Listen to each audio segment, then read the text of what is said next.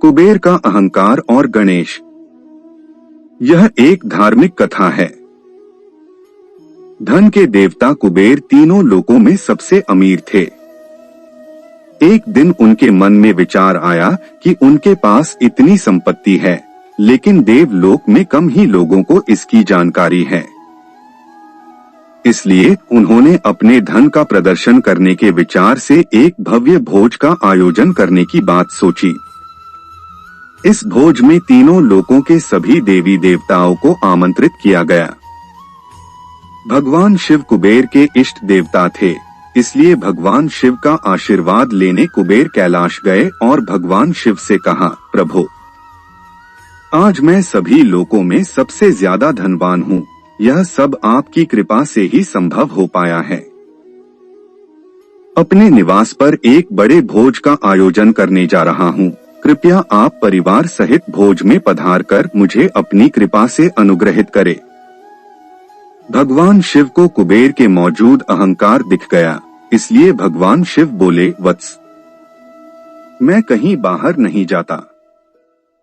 यह सुनकर कुबेर शिव भगवान के सामने गिड़गिड़ाने लगे, भगवान, अगर आप नहीं आएंगे तो आपके बिना मेरा यह सारा आयोजन बेकार हो जाएगा, यह सब व्यर्थ हो जाएगा।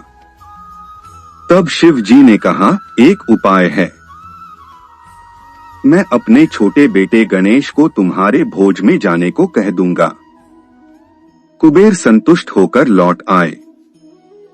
नियत समय पर कुबेर ने अपने निवास में भव्य भोज का आयोजन किया। सभी लोगों के देवता असुर पहुंच चुके थे।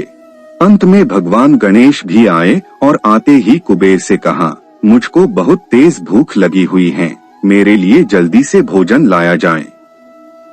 कुबेर स्वयं उन्हें भोजन करने के लिए भोजन से सजे कमरे में ले गए। सोने और चांदी के थाली में भोजन परोसा गया। कुछ देर बाद ही परोसा गया सारा भोजन खत्म हो गया। गणेश जी के लिए दोबारा खाना परोसा गया। गणेश जी उसे भी खा गए।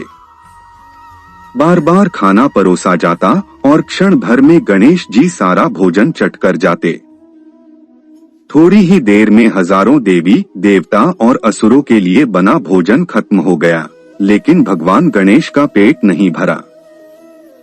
वे रसोई घर में जा पहुँचे और वहां रखा सारा कच्चा सामान भी खाने लगे, लेकिन तब भी उनकी भूख नहीं समाप्त हुई।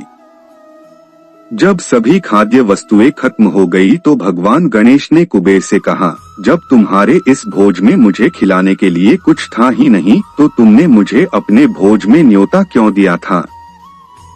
भगवान गणेश की बात सुनकर कुबेर का अहंकार चूर चूर हो गया।